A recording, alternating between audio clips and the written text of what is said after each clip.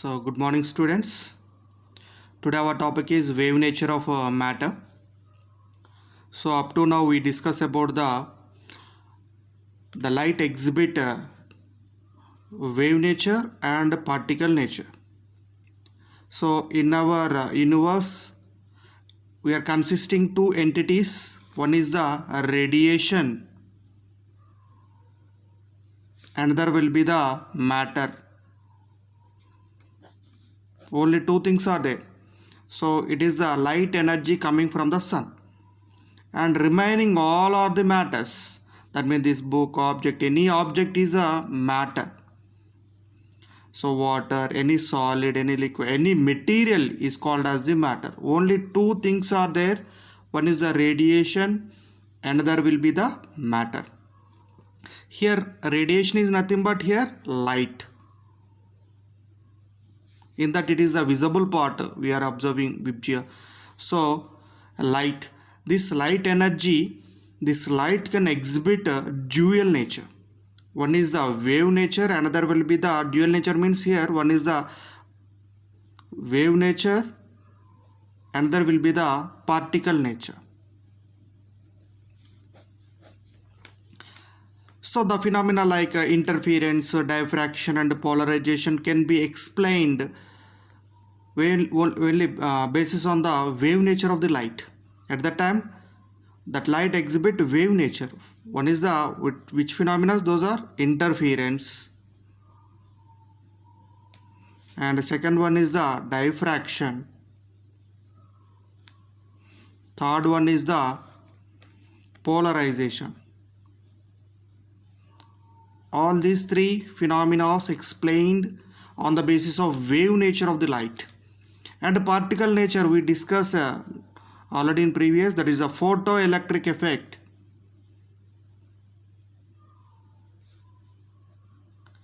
And one more is also there, that is the Compton effect.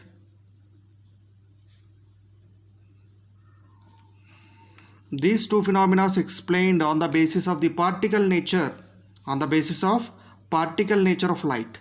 Here it is the wave nature of light, it is the interference, diffraction, polarization. Particle nature of the light, photoelectric effect, Compton effect. So from this, when the radiation is interacted with the matter, at that time, according to Einstein, when radiation interact with the matter,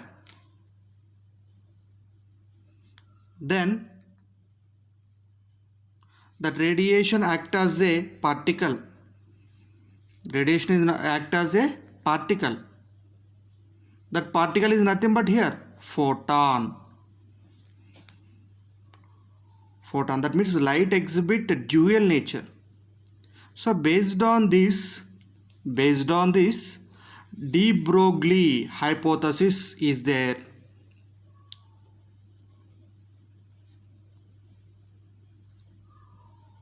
What is the de Broglie hypothesis? What is the de Broglie hypothesis?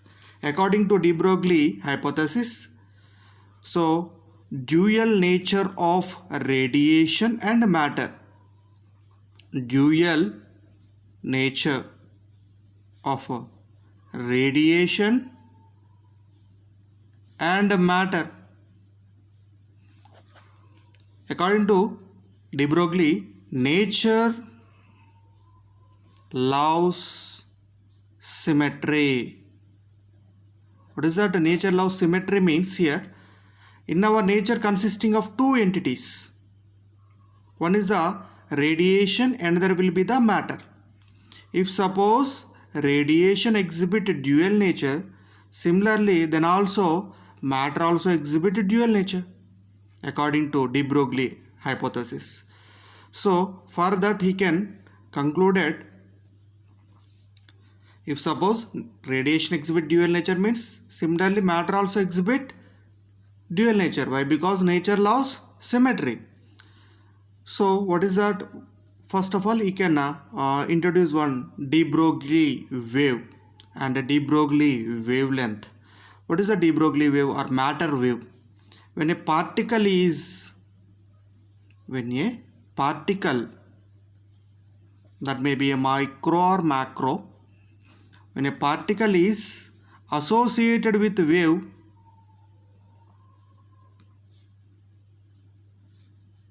is called matter wave.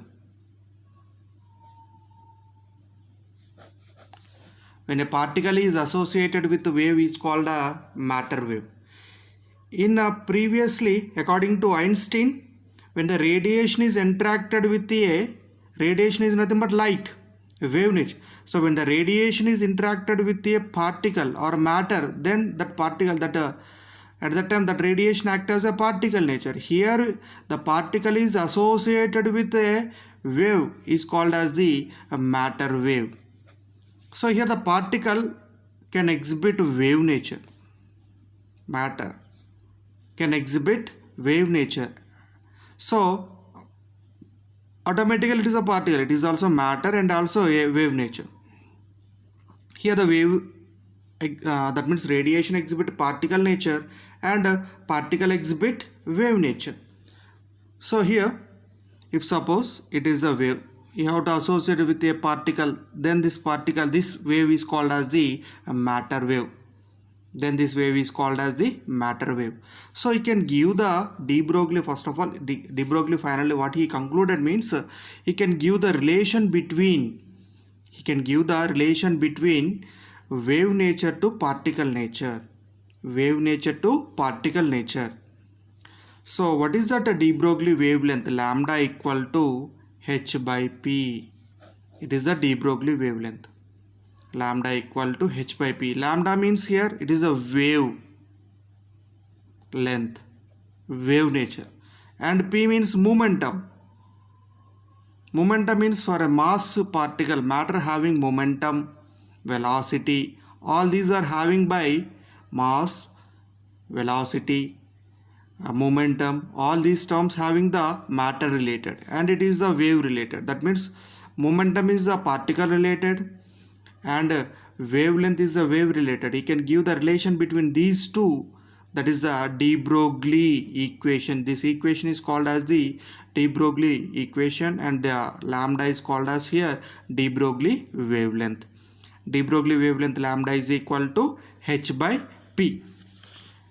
So the phenomena like interference and diffraction can be explained only on the basis of wave nature of light. And the phenomena like photoelectric effect and Compton effect can be explained only on the basis of particle nature of light. It shows that radiation exhibit dual nature, particle nature as well as wave nature. And dual nature of matter, it is the de Broglie. So de Broglie suggested that nature was symmetrical, and the two basic physical entities in our nature, what is that? Matter and energy. Energy is nothing but here the radiation, must have symmetrical character. If radiation shows dual aspect, so should matter also proposed for that. So matter also exhibited dual nature. So you can give the relation between these two quantities. So these two entities, one is if suppose E is equal to h nu, according to Planck's theory, so E equal to h nu, and here it is the E is equal to h nu is nothing but it is the energy of a photon.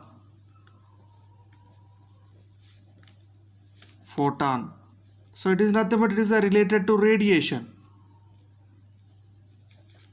and E equal to mc square. It is the Einstein mass energy relation. It is the Einstein mass energy relation.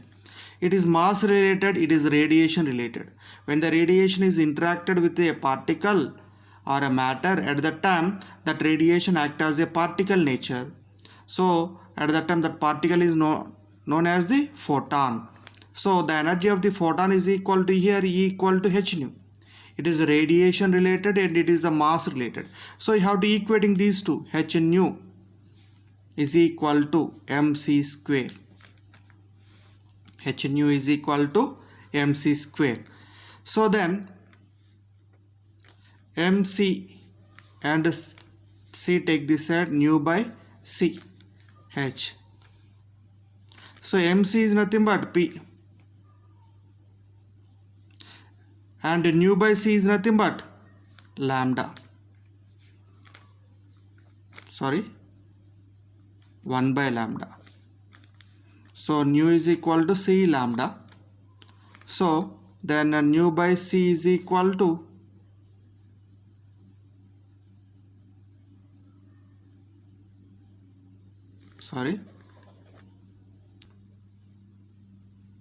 nu is equal to c by lambda. Nu equal to c by lambda. Then nu by c is equal to 1 by lambda. So h 1 by lambda equal to p. Then lambda is equal to h by p. Okay. So how we have to express this?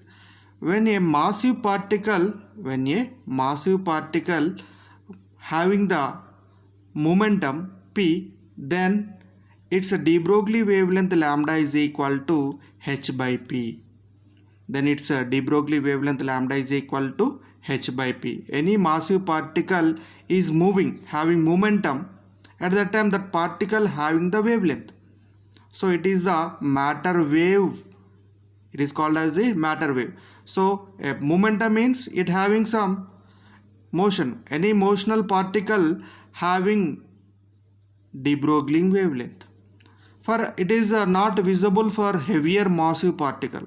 Why? Because for it is a heavier massive particle, so lambda is inversely proportional to its mass. So p means momentum means mass into velocity. For heavier mass particle having less wavelength, and a lighter particle having larger wavelength. So it will become large when it will become small.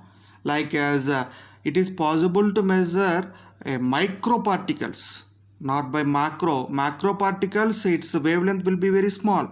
So that means for heavy massive particles, the wavelength will becomes very small. That's why it is not visible.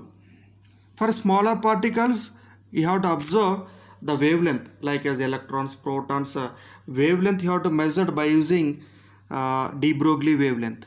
So what is the de Broglie wavelength? When a massive particle, that means a particle is associated with the wave, then that wave is called as the matter wave. At that time, de Broglie wavelength lambda equal to h by p. It is the de Broglie wavelength. For heavier mass particle, smaller the wavelength, and smaller massive particle, it is the larger the wavelength. So we will go for one problem.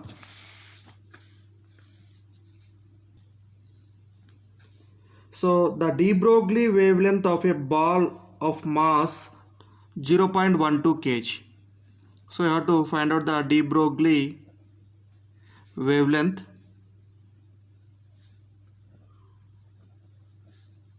of a mass of ball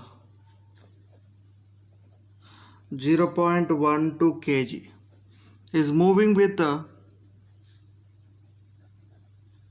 20 meter per second. You have to calculate the de Broglie wavelength of a ball of mass 0.12 kg moving with 20 meter per second. So if any particle is moving, at that time it having some wavelength. So at that time, what is the de Broglie wavelength? Lambda equal to h by p. P means mass into velocity.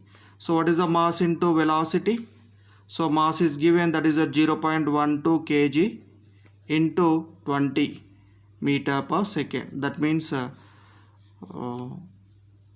that means 1.2 into 2.4 kg meter per second. It is the momentum. At that time, what is the de Broglie wavelength? Lambda equal to h by h means what is the Planck's constant value? 6.63 into 10 to the power of minus 34 joule second upon 2.4. So By solving of this, we are getting the value 2.76 into 10 to the power of minus 34 meters. So it is the wavelength is very small. For heavier mass particles having less wavelength. For heavier mass particles having very small wavelength. So then we can go for another example problem. So here, what is the de Broglie wavelength associated with an electron? In case of electron, moving with a speed 5.4 into 10 to the power of 6 meter per second. So then what is the de Broglie wavelength? Lambda is equal to h by p. Lambda equal to h by p. P means momentum. It is the, what is the mass of the electron? 9.11 into 10 to the power of minus 31 kg, and its velocity is given. Then momentum is equal to, by multiplying these two, what is the momentum we are getting? By multiplication 4.92 into 10 to the power of minus 24 kg meter per second. Then what is the de Broglie wavelength? Lambda is equal to h by p. So then what is the wavelength we are getting? Lambda is equal to 0.135 nanometers. For microparticles, it is the wavelength. For macroparticles, macro means bigger. So it is a 2.76 into 10 to the power of minus 34. Here nano means 10 to the power of minus 9. So much of difference is there. So by using this de Broglie wavelength, it is possible to find out the wavelength of micro range particles. Micro range. So for in the case of a massive particle is given. So for this, what is the value of de Broglie wavelength? We are getting this de Broglie wavelength 1.47 into 10 to the power of minus 34. In previously it is in nanometers. Here it is into the power. In previously we are getting the value into the 10 to the power of minus 9. But here 10 to the power of minus 34. 10 to the power of minus 34. And next one is,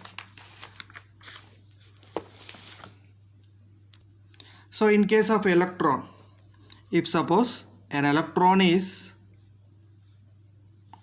accelerated by a potential V, then its kinetic energy is balanced by its work done. So if suppose an electron is accelerated by a potential of V, at that time the kinetic energy of the electron is equal to its work done. The kinetic energy is equal to its work done. Then what is the kinetic energy? Means P square by 2m. That is nothing but half mv square. This is multiplied and divided with m. M into m square v square by 2m. mv is nothing but momentum, p square by 2m. That is equal to its work done. Work done is nothing but here ev. Work done is equal to charge multiplied by its potential. So then p square by 2m is equal to ev. So then p is equal to under root of 2m ev. 2m ev. So in case of an electron is accelerated by a potential, accelerated means change of its velocity, accelerated by a potential of v, then its kinetic energy is balanced by its work done. So then what is the de Broglie wavelength at that time? Lambda is equal to h by p. P means root 2m ev. 2m ev. Here you have to substitute the value of Planck's constant and the mass of the electron and the charge of the electron. Then we are getting the expression 1.227 by root v nanometer. In terms of angstrom, 12.27 by root v angstrom. Okay. So it is the subpart in a de Broglie hypothesis. If suppose an electron is accelerated by potential V, at that time the kinetic energy is balanced by its work done. Kinetic energy means P square by 2m is equal to ev. P equal to under root of 2m ev. So then lambda is equal to h by p. So you have to substitute the value of Planck's constant and mass of the electron, charge of the electron. We are getting the expression like this. Next one is Heisenberg uncertainty principle. What is that? Heisenberg uncertainty principle. What is the Heisenberg uncertainty principle? What is the statement? So it is a statement. This statement is applicable for all moving particles. At the time, the position and the momentum, that means it is possible, it is not measurable, both the position and the momentum accurately at a given time. That means if suppose any object is moving, any object is in motion, at that time you have to measure its position. What is the position? At that time, what is its momentum? So both are simultaneously, both are at a time is not possible to measure accurately. So if suppose this way particle is moving at this position, so you have to find out the position at that time. What is the position at that time? What is the position value at that time? What is its momentum? So both are accurately is not possible to measure. So that is given by Heisenberg uncertainty principle. Uncertainty means some error, not a certainty. So according to this principle, it is not possible to measure both the position and momentum of particle at the same time exactly. So at that time, what is the Heisenberg principle statement? Delta x dot delta p is approximately equal to, this value is equal to h cross. H cross means here h cut, some are called, it is h cross means here h by 2 pi. Delta x dot delta p equal to h by 2 pi. It is not possible its exact position and momentum. So there is some uncertainty. So if suppose the uncertainty in the position is increases, automatically the uncertainty in the momentum is decreases. So one will be increases, another will be decreases. Why? Because the product remains some value of constant. H means constant and pi means also constant. So the product of these two remains constant. One will be decreases means automatically in the uncertainty in another will be increases. The uncertainty in another will be increases. If suppose delta x turns to 0, not equal to 0 actually, if suppose delta x turns to 0, then delta p turns to infinity. And if suppose delta p turns to 0, that means delta x turns to infinity. Delta x turns to infinity. So there is some uncertainty. So if you have to apply this uncertainties in terms of de Broglie wavelength, lambda is equal to h by p. What is the de Broglie wavelength for a moving particle? For a moving particle is associated with a wave, then that is called as the matter wave. A moving particle is associated with a wave is called as the matter wave. So if suppose that particle is moving, the uncertainty, that means the change in momentum is equal to 0 if suppose. It is a definite momentum. This momentum is called as the definite momentum. Definite momentum is nothing but here there is no change. Its value remains a finite, that means some constant. At that time there is no change of its momentum. If suppose momentum is also constant, Planck's constant, so automatically wavelength is also constant. At that time the wave nature will be like this. Why? Because the wavelength remains constant. Here how much wavelength will be there? The same amount of wavelength. Wavelength remains constant means, so where is the particle? Where is the particle? That means that momentum remains constant. That means there is no, it is not possible to find its position. It is not possible to, you have to apply this one to the according to Heisenberg uncertainty principle, if suppose you have to apply this one to the Heisenberg uncertainty principle, if suppose delta p turns to 0 means delta x turns to infinity. Delta x turns to infinity. That means if suppose a finite momentum is there, it's a finite momentum is there, that means finite means there is no change of its momentum. Finite means its value constant. If it is constant means delta p turns to 0. Then delta x means the position of the finding the particle is where you have to. It is the position of finding the particle. This wave is completely there. So it will, the position of this particle will be infinite. It's not a localized. Its value is not will be a localized, not localized.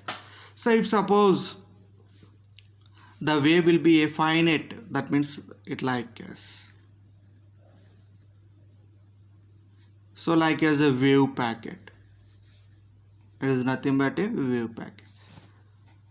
So its momentum is finite, from here to here its momentum. Then what is its position of the particle is within this loop, within this wave packet. So when it is localized means like this. Localized means delta p is not equal to 0. That means there is a change of its momentum. Here the momentum like this, here the momentum like this. At the time delta x is not equal to 0. It is the localized, it is not localized. Why? Because here the delta p turns to 0 means h will be constant, p will be constant. Delta p means there is no, it is a definite momentum. Definite means constant. There is no change of its momentum. This value remains constant means wavelength is also constant. Wavelength is also constant. So if suppose delta p turns to 0 means delta x turns to infinity. So this wave will be expanded throughout infinite. But here if it is not possible, here delta p is not a definite, that means it is some finite value. Here to here some momentum, at the time there is a finding its position. Okay, so it is the Heisenberg uncertainty principle. So it is not possible to measure exact position and momentum. Exact position and momentum. So simultaneously it is not possible to measure position and momentum. So it is the Heisenberg uncertainty principle statement. You are having only the statement. Okay, and next the problem.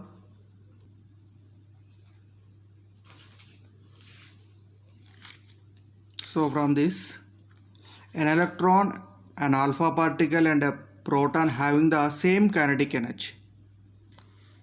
Which of these particles has the shortest de Broglie wavelength?